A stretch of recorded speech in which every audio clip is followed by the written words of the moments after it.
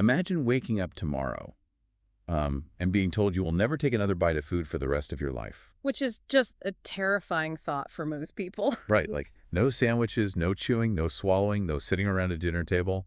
Yet you are going to survive. Yeah, completely survive. Your body will get every single calorie, every vitamin, and every gram of protein, and it needs to keep going. Today we are looking at how modern medicine pulls off this impossible magic trick. It really does feel like magic. It does. Because we're talking about completely bypassing one of the most fundamental biological processes we have. Welcome to the deep dive. Glad to be here for this one. So we are exploring a stack of medical and nursing sources centered on an incredible high-stakes intervention called total parenteral nutrition, or TPN. Which is a massive topic. Huge. We are going to explore how doctors and nurses manage to keep human beings alive by feeding them entirely through their veins. We'll get into the intense chemical engineering required to make that happen. And the complications, too. Exactly. The highly counterintuitive reasons why the medical community actually hates using this miracle technology unless they have absolutely no other choice. Yeah. The journey to making this work is, it's a perfect example of a medical advancement that solves one massive fatal problem only to introduce a dozen complex new biological challenges. Right. Because bypassing the human digestive system completely is not something the body accepts without a fight. Okay, let's unpack this. Because on the surface, feeding someone a full diet through an IV sounds like pure science fiction. Oh, absolutely. But it happens every single day in intensive care units and even in people's homes. So let's ground ourselves in the terminology first, total parenteral nutrition. Right, so the word parenteral is really the key here. It comes from the Greek para, meaning beside or outside of, and enteron, which refers to the intestine. Got it, outside the intestine. Exactly. Yeah. So parenteral means nutrition delivered outside of the gut. You are bypassing the gastrointestinal tract entirely. And, the word total is doing incredibly heavy lifting there. It mandates that this therapy is providing 100% of a patient's caloric and protein needs. Absolutely nothing is crossing the mouth or going into the stomach. See, that feels like a distinction that probably gets blurred a lot in a busy hospital setting. Like if someone has an IV with some nutrients, people might just call it TPN out of habit. Oh, that clinical slippage happens constantly. I mean, a charting system or a rushed physician might casually refer to any IV nutrition as TPN. Even if they're eating a little bit. Right. Even if the patient is still eating a few crackers or getting a low-calorie formula through an arm vein while receiving some tube feeding. But in strict clinical terms, TPN means it is the sole source of nutrition. Okay, so if they are using their gut even a little bit, what's it called? That is categorized as PPN, or parenteral nutrition. And if you are a nursing student staring down a licensing exam, you absolutely have to know this difference. The physical and chemical requirements between the two are vastly different. I bet. And, the history of how we even figured out how to do this is fascinating. We have to go back to the mid-1960s at the University of Pennsylvania. Yeah, with Stanley Dudrick. Right. You had this surgical resident named Stanley Dudrick working alongside researchers like Dr. Jonathan Rhodes. And they were facing this stark, horrifying reality in their surgical wards. It was a heartbreaking crisis in surgery at the time. Yeah, because you had patients with massive bowel resections, severe Crohn's disease, or even infants born with catastrophic bowel defects. They were surviving their complex surgeries. Their wounds were healing. But they were starving. Literally starving to death in their hospital beds because their intestines could no longer absorb food. Right. You could fix the anatomy, but you could not keep the patient fueled to recover. And, I mean, physicians had been trying to infuse nutrients into veins for centuries, which is disastrous result. What were they trying to use back then? Well, back in the 19th and early 20th centuries, they tried infusing sugar water, saline, and even raw emulsions of olive oil. Wait, olive oil into a vein? That sounds like a fast track to a fatal blood clot. It was incredibly dangerous. Historically, all of these early attempts ran into a two-sided trap. Okay, what was the first side? Well, if you made the nutrient solution dilute enough that the small peripheral veins in the arm could actually handle it, the mixture was mostly just water. So you're basically just hydrating them. Exactly. You would end up drowning the patient in excess fluid, causing fluid overload and heart failure, long before you ever gave them enough actual calories to survive. Wow. And the other side of the trap is what? trying to pack all those necessary calories into a smaller amount of fluid, Yeah. making it highly concentrated. Right, but doing that makes the solution so so incredibly dense that it physically destroys those same peripheral veins within days. Because it's too harsh for the small veins. Yeah, it causes severe phlebitis, which is painful inflammation, and sclerosis, where the veins just collapse and harden into useless cords. That's horrible. So you either underfeed the patient or you destroy their blood vessels trying to feed them. So Dudrick and his team realized they were simply looking at the wrong blood vessels. Right. The breakthrough, which they published in 1968, was recognizing that they had to bypass those small, fragile arm veins entirely. Exactly. Instead, they routed a catheter deep into the chest, directly into the superior vena cava. Which is a massive vessel. Right. Since they routed it directly into the superior vena cava, you get that massive, immediate volume of blood dumping into the right atrium of the heart to dilute the mix. That's the secret right there. I always think of it this way. It's like dumping a bucket of toxic concentrated dye into a tiny creek versus dumping it into the roaring rapids of the Colorado River. Oh, that's a great way to picture it. Right. In the creek, it coats the rocks, it destroys the banks, it ruins the ecosystem. But if you dump that same bucket into the roaring rapids of the Colorado River, the sheer volume and speed of the water dilutes it instantly before it can do any damage to the riverbanks. That visual captures the exact physical dynamics at play. By placing the tip of the catheter right at the entrance to the heart, that incredibly harsh, concentrated nutritional solution is diluted into the massive volume of central blood the very second it leaves the plastic tube. So it never has the chance to burn the vessel walls. Exactly. Hmm. And the way they initially proved this worked is legendary in medical history. The beagle puppies. The beagle puppies. Yeah. Between 1966 and 1968, Dodrick and his team took a group of beagle puppies and gave them zero oral intake, nothing by mouth. No, not at all. Right, and they sustained them entirely on this concentrated intravenous formula delivered through a central catheter. And the puppies didn't just survive, they thrived. They grew normally. Totally normally. Normal adult size and weight, normal bone development. They looked completely identical to their litter mates who were eating regular dog food. That is wild. What's fascinating here is that TPN wasn't discovered by accident. It was aggressively, deliberately engineered to bypass human biology. And we cannot overlook the other half of this engineering marvel, which came out of Sweden around the exact same time. Right, the fat emulsion. Yes.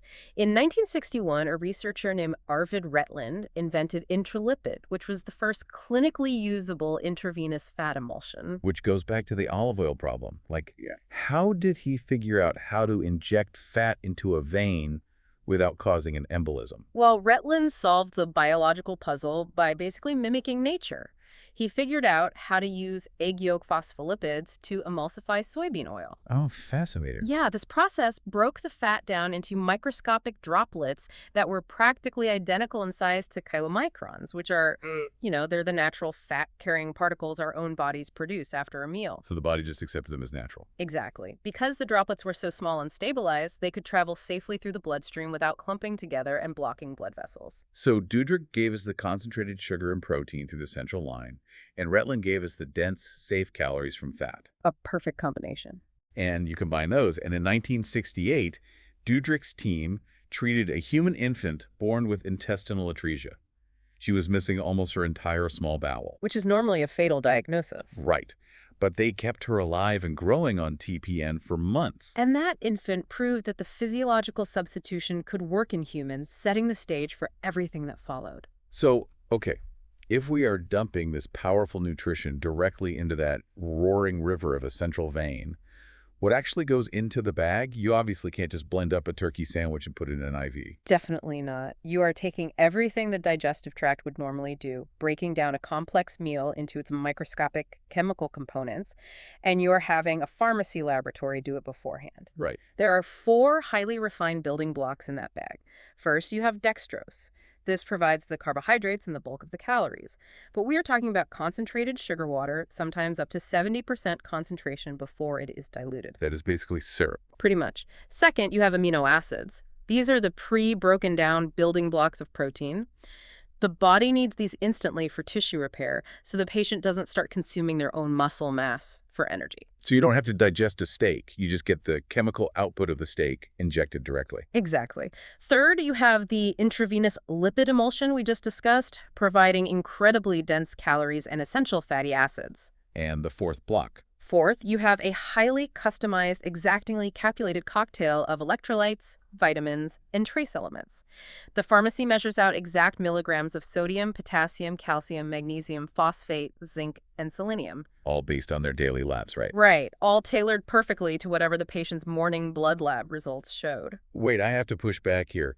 If everything is already broken down into its absolute purest building blocks, shouldn't that make it easier and gentler on the body? Like, why is it considered so harsh that it requires that central line? I mean, you're doing the digestive system a massive favor, aren't you? This raises an important question about how the body actually reacts when we completely remove its natural digestive safeguards. Okay. See, the human gut doesn't just digest food, it regulates the entire process. It acts as a gatekeeper, slowly absorbing nutrients over hours, adding water from the body to balance things out, and buffering the chemical load. Ah, so it paces everything. Yes. When you bypass the gut, you are dropping an incredibly dense fluid directly into the blood all at once.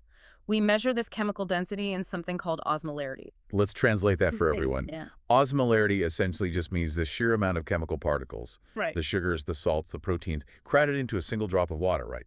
That is exactly it. A normal peripheral vein in your arm can comfortably handle fluid with an osmolarity of about 600 to 900 millimoles per liter. Okay, 600 to 900. Right.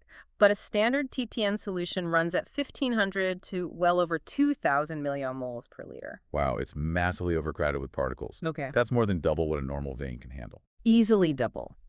If a nurse were to accidentally connect a bag of true TPN to a standard FUV in a patient's hand, that high osmolarity fluid would chemically burn the inside of the vein. Just destroy it. Completely. Because there are so many particles in the IV fluid, it violently pulls water out of the surrounding cells through osmosis. The vein rapidly becomes inflamed, hardens, and gets destroyed.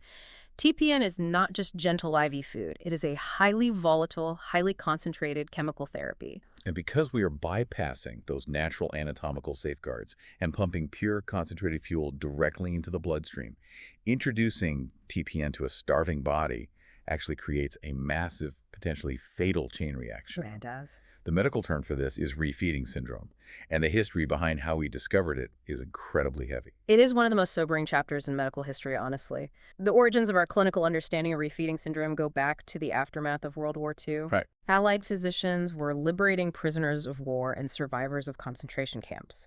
These were individuals who had been subjected to horrific, prolonged starvation. Yeah.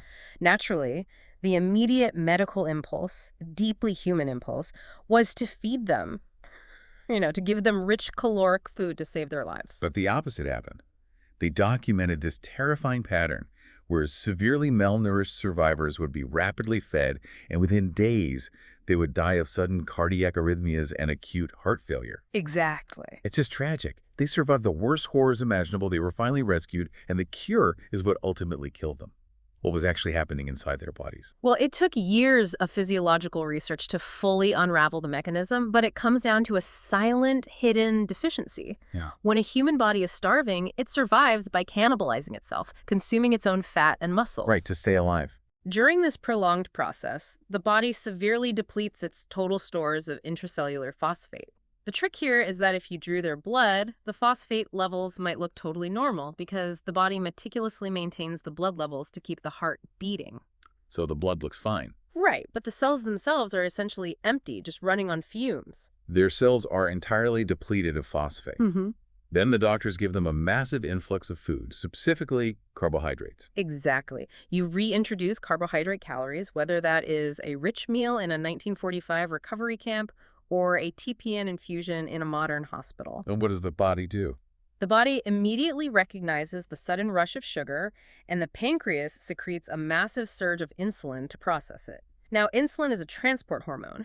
It grabs that glucose and shoves it into the starving cells. Okay, that sounds normal so far. But it also grabs electrolytes. It forcefully drives phosphate, potassium, and magnesium out of the bloodstream and into the cells all at once. Here's where it gets really interesting, because I think about it like, It's exactly like turning on a massive city power grid after a week-long blackout. That's a good analogy. Right. If you try to flip every single switch in the city back on at the exact same second, you don't get light, you blow out the transformers, you overwhelm the lines, and the whole system crashes harder than before. That's exactly what happens. Because the starving cells are so empty, they act like a dry sponge.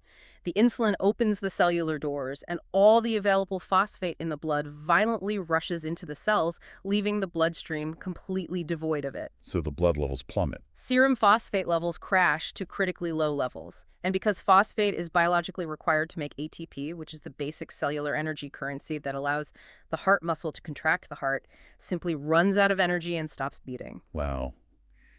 So this tragic 1940s medical observation of war survivors is the direct reason why modern hospital protocols for feeding malnourished patients are so strict today. It is a direct, traceable line.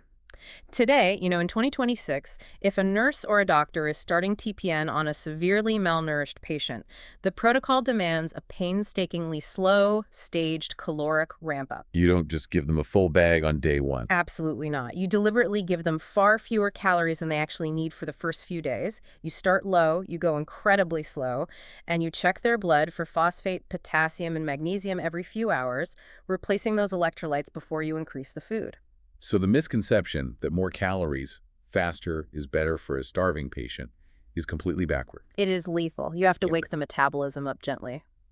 So we have this miracle cure that brings starving people back from the brink, but we know it's dangerous if done too fast. But eventually, the medical community realized it was also incredibly dangerous if used too often. Let's talk about the 1970s and 80s, when TPN became widely available in hospitals. It essentially became a reflex, right? It did.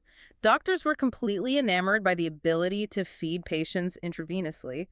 It felt like solving a massive variable in patient care. So it was ordered for almost any hospitalized patient who simply wasn't eating well. Just as a default. Yeah, if a patient hadn't finished their dinner tray in 3 days, instead of trying a simple feeding tube down their nose or just giving them high-calorie shakes, doctors would hook them up to TPN. And this overuse drove up massive complication rates. Hospitals saw huge spikes in catheter-related bloodstream infections. Makes sense. Yeah, because a central line coated in pure sugar water is a perfect breeding ground for bacteria. But they also saw alarming spikes in TPN-associated liver disease known as cholestasis. Why does bypassing the gut suddenly damage the liver? Well, it comes down to cellular signaling. The liver's job in digestion is to produce bile, which helps break down fats. Normally, when food enters the gut releases hormones that signal the gallbladder and liver to release that bile into the intestines. Okay, a natural feedback loop. Right. But when you use TPN, the gut is completely empty. Those chemical signals are never sent. So the liver continues to produce bile, but it just sits there. It backs up, sludges inside the liver ducts, and over time, that stagnant bile causes severe inflammation and liver damage. And on top of the liver damage, the gut itself begins to physically break down. Yeah. So if we bypass the gut, does it essentially forget how to work?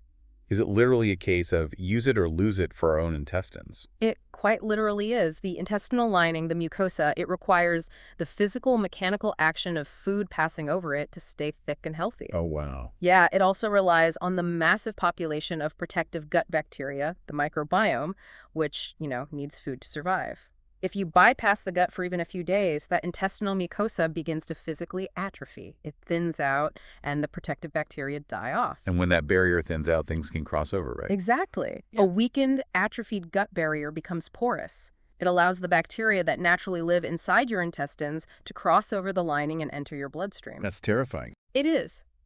Ironically, by trying to feed the patient safely through a sterile IV bag, doctors were actually increasing the patient's risk of a massive, life-threatening systemic infection because the gut barrier physically broke down from disuse. And this realization sparked massive debates in critical care, pitting enteral feeding through the gut with a tube against parenteral feeding. Huge debates. Yeah, large ICU trials led by prominent researchers like Jean Charles Preiser looked at the data, and they repeatedly found that early TPN in critically ill patients who could have tolerated at least some tube feeding actually caused worse outcomes. Much worse. More infections, longer stays in the ICU, higher mortality. And those trials fundamentally changed modern medicine. They proved that delaying TPN and pushing enteral feeding was much safer. It gave birth to the modern medical mantra, if the gut works, use it. I love that. If the gut works, use it. Exactly. Enteral and parenteral are not interchangeable options. A feeding tube is always, always preferred. TPN is the absolute last resort. Now, there was also a quieter debate alongside this regarding glycemic control, right? Like how tightly they should manage the patient's blood sugar, Yeah, early on, doctors believed they needed to use intensive insulin drips to keep a TPN patient's blood sugar perfectly normal, tightly controlled at all times. which sounds logical. It does, but subsequent landmark ICU trials eventually showed that aggressively trying to force near-normal glucose levels caused dangerous, unpredictable bouts of hypoglycemia or severely low blood sugar, which damages the brain. Oh, so they were overcorrecting. Exactly. Modern practice shifted to targeting a moderate, slightly elevated glucose level rather than aggressive normalization. So, since TPN is reserved strictly as a last resort, the nurses managing it at the bedside are executing an incredibly precarious high-wire balancing act. For nursing students, TPN is a massive high-yield topic on licensing exams, and looking at everything we've just discussed, it's obvious why. It braids together so many critical skills. Bedside nurses have to maintain absolute sterile technique when handling the central line to prevent those catastrophic bloodstream infections we talked about. They have to understand complex pharmacology, fluid dynamics, and monitor the delicate electrolyte balances with refeeding syndrome. But perhaps the most critical nursing rule of all when it comes to bedside reality is the rule of discontinuation. You never, ever abruptly stop a TPN infusion. Never. Like you can't just turn the pump off when the bag is empty or if the patient needs to go for a quick scan down the hall. Right. Standard practice requires that a TPN infusion must be tapered down slowly, usually over 1 to 2 hours before it is fully disconnected. And why is that? The reason goes back to the pancreas. TPN is a continuous, highly concentrated glucose load. The patient's pancreas has adapted to this heavy, nonstop stream of sugar by producing a high, steady volume of insulin to process it. So if you abruptly shut off the sugar supply, the pancreas doesn't just instantly stop making insulin. It has momentum. It takes time for the endocrine system to adjust. If the TPN is suddenly starved, you suddenly have all this excess insulin swimming around in the blood, but no sugar coming in to meet it. Which means the blood sugar crashes. Right. The extra insulin aggressively drops the patient's blood sugar, causing severe, rapid rebound hypoglycemia.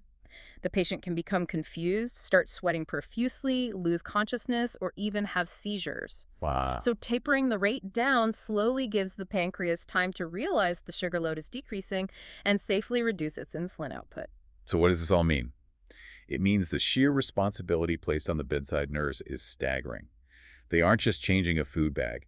They are manually operating the patient's endocrine and digestive systems through a plastic tube. That's a great way to frame it. They're balancing the pancreas, the liver, the heart, and the immune system all at once, constantly reading the biological feedback. If we connect this to the bigger picture, this precise bedside care, the slow tapers, the rigorous sterile line changes, the relentless electrolyte checks for refeeding syndrome, it is the direct legacy of decades of trial, error, famous historical failures, and incredible optimization. To bring our journey full circle, we started with Stanley Dudrick and Jonathan Rhodes in the 1960s, proving with beagle puppies and a newborn infant that we could bypass the gut entirely and sustain life by dumping nutrition into the roaring river of a central vein. Right. We explored the intense chemical engineering of emulsified lipids and hypertonic dextrose and uncovered the deadly paradox of refeeding syndrome discovered after World War II. Which is such a vital lesson. We cover the hard-learned biological lesson that the gut will literally waste away if you don't use it, making TPN a strictly guarded last resort. And we finished at the bedside, where nurses meticulously taper these infusions to prevent the pancreas from crashing the patient's blood sugar. It is a phenomenal chain of medical evolution. Today, TPN sustains premature infants whose intestines haven't fully matured. It keeps cancer fighters nourished when radiation severely damages their bowels. It is a vital lifeline for Crohn's disease patients resting their gut during severe flares.